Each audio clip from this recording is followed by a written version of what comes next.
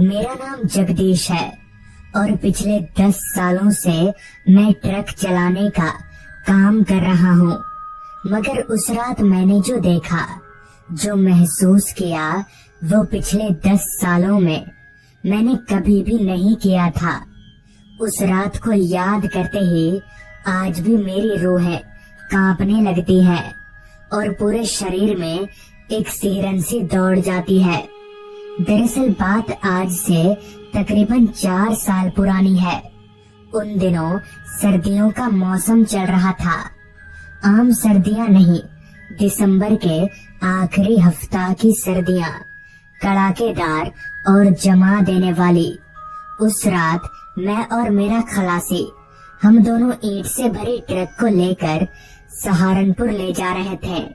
अमूमन ये सब काम मैं रात में ही करता था, क्योंकि रात में दिन के मुकाबले ट्रैफिक काफी कम होता है, या यूं कह लें ठंड के मौसम में तो होता ही नहीं है। उस रात भी नजारा कुछ ऐसा ही था। पूरा का पूरा हाईवे खामोशी की चादर में लिपटा हुआ था। मेरी ट्रक के अलावा बस एक आध ट्रकें ही हाईवे पर नजर आ रही थी। मेरा खलासी राजू मेरी बगल वाली सीट पर ऐसे दुबक कर बैठा हुआ था, जैसे दुनिया भर की सारी ठंड उसे ही लग रही हो। पर मुझे उतनी ठंड नहीं लग रही थी। मैं बड़े आराम से ट्रक चला रहा था। अभी मैं ट्रक चला ही रहा था कि तभी बगल वाली सीट पर बैठे खलासी राजू ने कहा, उस्ताद, आज ठंड थोड़ी ज्यादा नहीं है? इस पर मैंने कहा, तुझे ही लग रही है भाई, मुझे तो नहीं लग रही उतनी ठंड। हालांकि मुझे ठंड नहीं लग रही थी, मगर रास्ते पर कोहरा इतना फैला हुआ था कि सामने का कुछ भी देख पाना मुमकिन नहीं था। बहुत मुश्किल हो रही थी देखने में। अभी मैं किसी तरह मुश्किल से हाईवे पर गाड़ी चला ही रहा था कि तभी राजू बोला, उस्ताद, किसी ढाबे पर गाड़ी रोकना, जरा चाय वाय पीते हैं। इस पर मैंने बोला, अबे क्या यार, एक तो पहले ही देर हो रही है, ऊपर से ढाबे पर रुकवा रहा है तू। मेरी इस बात पर राजू ने कहा, क्या उस्ताद, आप भी ना, मालिक की बात पर आप इतना गौर क्यों करते हो? उसका तो काम है बोलना, वो तो बोलेगा, हम लोग अपने हिसाब से चलेंगे ना। बहसबाजी में ना कभी मैं राजू से जीता था और ना ही जीत पाऊंगा, जिस वजह से मुझे राजू की बात माननी ही पड़ी। लिहाजा मैंने ट्रक को वहीं पास ही में एक ढाबे पर रोका और हम लोग ट्रक से उतरकर ढाबे में चले गए। क्योंकि वो ढाबा ज्यादा बड़ा नहीं था, इसलिए उसमें लोग भी बहुत ज्यादा नहीं थे। हमारे अलावा 1 या 2 लोग ही रहे होंगे। हम दोनों ने वहां पर कुछ देर भट्टी में आग का मजा लिया और चाय पीकर वहां से निकल ही रहे थे कि तभी उस ढाबे वाले ने कहा, कहाँ जाइएगा साहब आप? इस पर मैंने जवाब दिया, जी मैं तो ट्रक लेकर सहारनपुर जा रहा हूँ। इस पर उस ढाबे वाले ने कहा, इस वक्त आप उस रास्ते से सहारनपुर जाइएगा? आप यहाँ नए नए आए हैं लगता है, आपको मालूम नहीं है यहाँ से सहारनपुर जाने वाले रास्ते को कोई भी रात 12 बजे के बाद पार नहीं कर सकता, क्योंकि उस रास्ते के बरगद के पेड़ों में शैतानों का वास है। उस ढाबे वाले की बात सुनकर मुझे बहुत तेज हंसी आ रही थी। मैं बस किसी तरह से खुद को हंसने से रोके हुए था, क्योंकि उस वक्त तक मैं भूत प्रेत इन सारी चीजों पर जरा भी यकीन नहीं करता था। मुझे ये सारी बातें बकवास लगती थी, जिस पर मैंने उस ढाबे वाले से कहा, ठीक है, जाते जाते बरगद वाले शैतान से भी मिलता जाऊंगा। इतना कहकर मैं उस ढाबे से निकल गया। मैंने ढाबे पर जब ये बात बोली, तब वहां मौजूद सारे लोग हैरान होकर मेरा चेहरा देखने लगे। उस वक्त मैं सबके सामने हिम्मत वाला साबित तो हो गया था, लेकिन मुझे ये पता नहीं था कि अभी आगे मेरे साथ क्या होने वाला है। मैं और राजू हम दोनों चलते हुए ट्रक में आए। मैंने ट्रक को चालू किया और हम लोग सहारनपुर की तरफ आगे बढ़ने लगे। वो रास्ता जिसके बारे में वो ढाबे वाला बता रहा था वो अभी थोड़ी दूर था। इतने में ही मेरी नजर राजू की तरफ उसके चेहरे पर गई तो मैंने देखा कि राजू का चेहरा अब काफी परेशान सा दिखने लगा है। अंदर ही अंदर वो किसी सोच में गुम था, जिस पर मैंने राजू से कहा, राजू क्या सोच रहा है तू? इस पर राजू ने कहा, उस्ताद मालिक को फोन करके बोल दें कल सुबह डिलीवरी कर देंगे। इस पर मैंने राजू से कहा, पागल वागल तो नहीं हो गया तू? मालिक खा जाएगा हमें, ऐसा नहीं कर सकते हम। इस पर राजू ने कहा, पर उस्ताद वो लोग बोल रहे थे कि वहाँ जाना ठीक नहीं है उस रास्ते पर। इस पर मैंने कहा, उनकी बात क्यों सुन रहा है तू? वो तो कुछ भी बोलेंगे। इतना कहकर मैंने ट्रक की रफ्तार को गुस्से से और भी ज्यादा बढ़ा दिया। कुछ ही देर में हमारी ट्रक उस रास्ते पर पहुंच गई जिसके बारे में सब लोग बता रहे थे। वो रास्ता हाईवे नहीं था। उस रास्ते के अगल बगल इतना घना जंगल था कि रास्ता बहुत ही छोटा नजर आ रहा था। हमारी ट्रक के आगे पीछे उस रास्ते पर दूसरी कोई गाड़ी नहीं थी। हालांकि मैं काफी सालों से ट्रक चला रहा था, मगर इतना सुनसान रास्ता मैंने उस रात अपनी जिंदगी में पहली बार देखा था। रास्ते पर स्ट्रीट लाइट का भी कोई नामो निशान नहीं था। कहीं ना कहीं मेरे मन के एक कोने में एक अजीब सा डर पनपने लगा था, मगर मैं उस डर को बयां नहीं करना चाहता था। मैं राजू को नहीं बताना चाहता था कि मैं डर रहा हूँ। अभी मैं तेजी से उस ट्रक को उस रास्ते पर भगा ही रहा था कि तभी अचानक से हमारी ट्रक का बैलेंस बिगड़ने लगा और ट्रक एक तरफ झुकने लगी। मैंने किसी तरह बड़ी मुश्किल से ट्रक को रोका, वरना ट्रक को पलटने में ज्यादा समय नहीं लगता। हमें समझ आ गया था कि क्या हुआ है, लिहाजा मैं और राजू हम दोनों टूल बॉक्स और पाना लेकर ट्रक से नीचे उतरे तो सच में हमारी ट्रक का पिछला टायर पंचर हो चुका था। खैर हमारे पास एक्स्ट्रा टायर भी था और सारा सामान भी, तो हमारे लिए ये कोई बड़ी बात नहीं थी। मैं नीचे झुककर उस पंचर टायर के नट बोल्ट ढीले करने लगा। अभी मैं नट बोल्ट ढीले कर ही रहा था कि तभी मेरे पास खड़े राजू ने कपकपाती आवाज में मुझसे कहा, उस्ताद वो देखो बरगद का पेड़। हमारी ट्रक इस पेड़ के पास क्यों खराब हुई? मैंने राजू के इशारे की तरफ देखा तो सच में हमारी ट्रक एक बरगद के पेड़ के पास खराब हुई थी, जो कि काफी हैरानी वाली बात थी। मगर मैंने राजू को ये कहकर टाल दिया कि ये सिर्फ एक इत्तेफाक है जो कि हर किसी इंसान के साथ हो सकता है। जिसके बाद हम दोनों ने मिलकर फटाफट टायर चेंज कर दिया और ट्रक लेकर आगे बढ़ने लगे। हम लोग ट्रक लेकर जैसे ही वहां से थोड़ा आगे गए कि तभी अचानक रास्ते के अगल बगल मुझे सिर्फ बरगद के पेड़ ही पेड़ नजर आने लगे। जहाँ तक मेरी नजर जा रही थी सिर्फ और सिर्फ बरगद के पेड़ दिख रहे थे। मुझे कुछ सूझ नहीं रहा था कि ये क्या हो रहा है। तभी मैंने राजू से पूछा, राजू तुझे रास्ते के किनारे बरगद के पेड़ नजर आ रहे हैं क्या? इस पर राजू बोला, हाँ उस्ताद, आपको भी दिख रहे हैं क्या? अभी राजू ने इतना कहा ही था कि तभी अचानक से मुझे सब कुछ उल्टा नजर आने लगा और ट्रक एकदम से रुक गई। हम दोनों अपने शरीर का भार पीछे की तरफ महसूस कर पा रहे थे, लिहाजा हम दोनों फटाफट जैसे तैसे ट्रक से बाहर निकले तो हमने जो देखा वो देखकर हमारा पूरा बदन कांपने लगा। हमारे रगों में खून की जगह डर दौड़ने लगा, क्योंकि हमारा ट्रक रास्ते पर पलटा हुआ था। मगर ये कैसे हो सकता है? बिना किसी एक्सीडेंट के हमारी ट्रक कैसे पलट सकती है? ऐसा लगा जैसे किसी ने अपने हाथ से ट्रक को पलट दिया हो। पर ऐसा कैसे हो सकता है? ट्रक कोई खेलने की चीज नहीं है जो कोई हाथ से पलट देगा।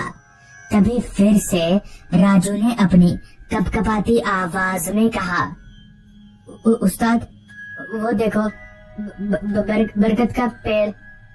मैंने जब उसके इशारे की तरफ देखा तो पाया कि इस बार भी जहां हमारी ट्रक पलटी है वहां पास ही में एक बरगद का पेड़ है। हमें समझ आ गया कि यहाँ दाल में कुछ तो काला है, जिस वजह से हम दोनों ने उसी वक्त वहां से दौड़ लगा दी। भागते हुए हम सीधे उस चाय की दुकान पर पहुंचे और सबको सारी बात बता दी। सारी बात सुनकर वहां मौजूद एक आदमी ने कहा कि दरअसल उस रास्ते में जितने भी बरगद के पेड़ हैं, उनमें शैतानों का वास है। रात 12 बजे के बाद उन्हीं के बच्चे रास्ते पर खेलते हैं, इसलिए उस वक्त कोई भी गाड़ी उस रास्ते को पार नहीं कर सकती। उस दिन सुबह से ही बारिश काफी तेज बरसे जा रही थी, जिस कारण मैं काम पर भी नहीं जा पाया। घर पर बैठे बैठे मैं काफी बोर हो रहा था, मगर किया भी क्या जा सकता था। फिर जब बारिश रुकी तब तक अंधेरा हो गया था, जिस पर मैंने सोचा क्यों ना मोहन काका की चाय की दुकान पर सभी दोस्तों के साथ जाया जाए और बैठकर कुछ देर गप्पे लड़ाया जाए। जिसके बाद मैंने तुरंत ही अपने दोस्त राहुल को कॉल किया और बोला, राहुल, घर पर बैठे बैठे मन नहीं लग रहा यार, तो एक काम करना, तू सभी दोस्तों को लेकर मोहन काका की चाय की दुकान पर पहुंच, मैं भी आता हूँ, बैठकर कुछ देर गप्पे लड़ाएंगे। जिस पर राहुल ने कहा, ठीक है, मैं सभी को लेकर पहुंचता हूँ, तू भी जल्दी आ। मैं फटाफट से रेडी हुआ और घर पर आता हूँ बोलकर बाइक स्टार्ट करके निकल गया। मेरे घर से मोहन काका की दुकान लगभग 15 से 20 मिनट की दूरी पर थी, मगर मैं बाइक धीरे ही चला रहा था क्योंकि सड़क पूरी तरह से गीली हो चुकी थी।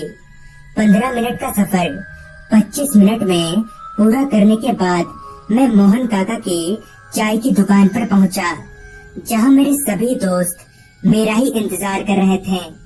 मैं भी उनके पास जाकर बैठ गया और हम सभी लोग आपस में बातें करने लगे।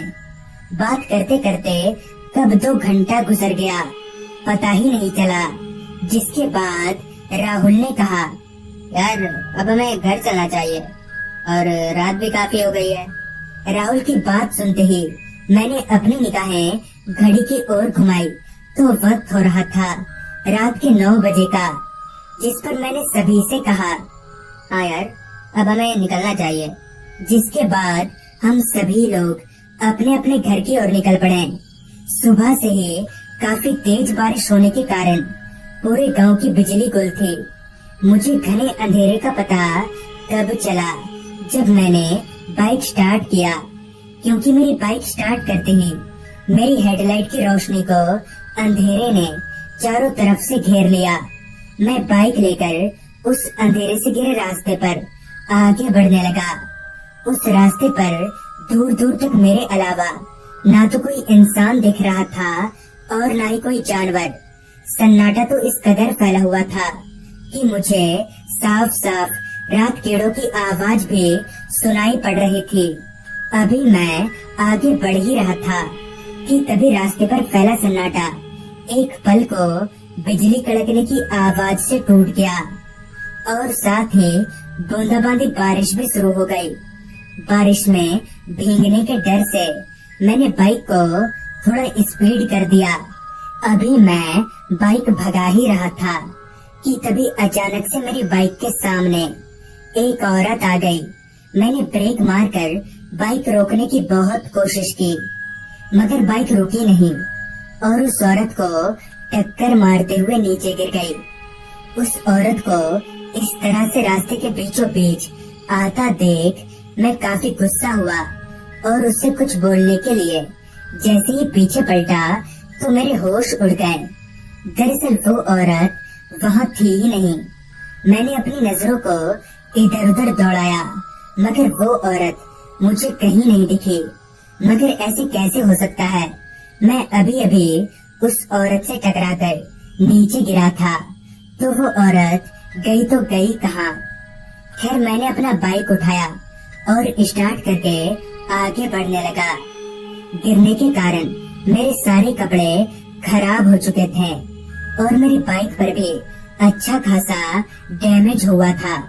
अभी मैं आगे बढ़ ही रहा था कि तभी किसी ने पीछे से मेरे कंधे पर हाथ रखा। वो हाथ बर्फ से भी ज्यादा ठंडा था, वो भी इतना ठंडा कि मेरा कंधा एक पल को सुन्न पड़ गया था। तभी मैंने तिरछी नजर से जब उस कंधे की ओर देखा तो मेरे होश फाख्ता हो गए। दरअसल मेरे कंधे पर एक औरत का हाथ था। मैंने झट से बाइक रोका और जब पीछे पलटकर देखा तो मेरे कंधे की तरह ही मैं सुन्न पड़ने लगा और मेरा पूरा शरीर अंदर ही अंदर कपकपाने लगा। दरअसल ठीक मेरे पीछे वही औरत बैठी हुई थी जिससे थोड़ी देर पहले टक्कर खाकर मैं गिरा था। उस औरत की शक्ल मौत से भी ज्यादा डरावनी थी। उसकी पूरी शक्ल में कीड़े रेंग रहे थे। उससे पहले कि मैं उसे कुछ बोल पाता उस औरत ने एकदम से मेरा गला पकड़ लिया और टान कर मुझे रास्ते के किनारे एक पेड़ के पास ले आई और एक भारी सी आवाज में कहा, तू भी मरेगा।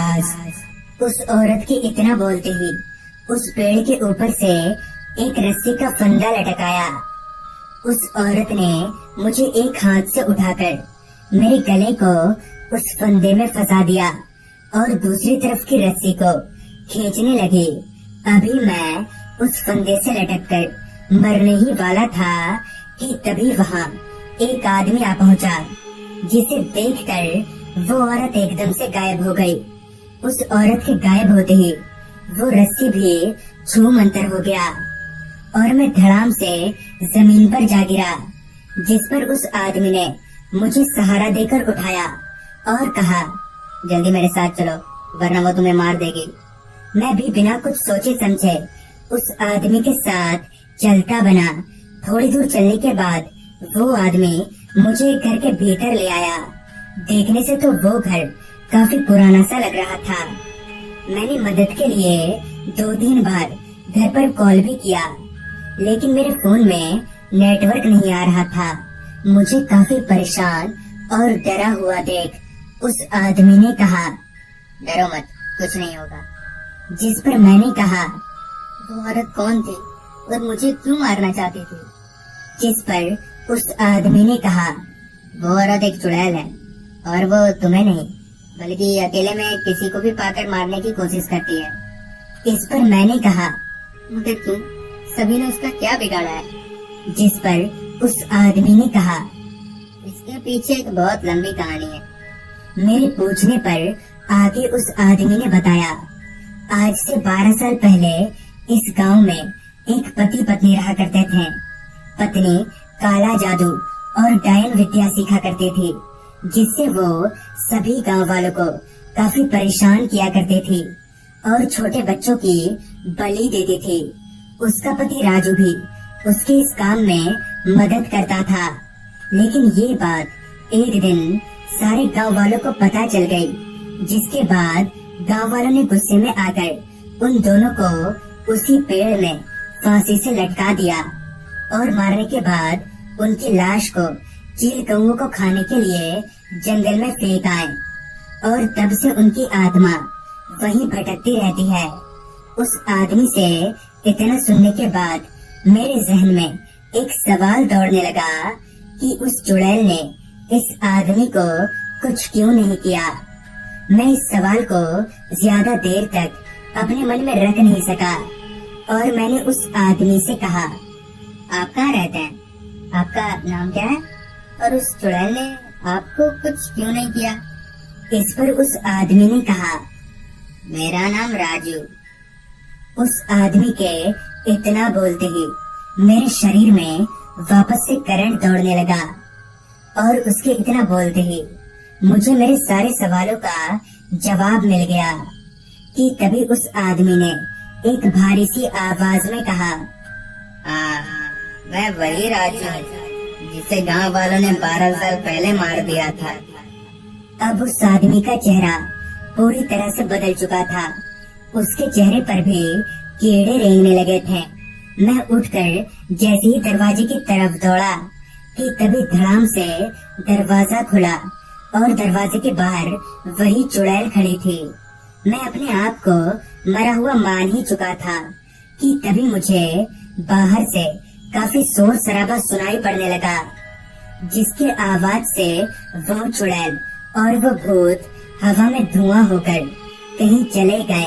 मैं भागकर जैसे ही बाहर निकला तो मैंने देखा कि मेरे सारे दोस्त और घर वाले एक साथ में इधर ही आ रहे हैं।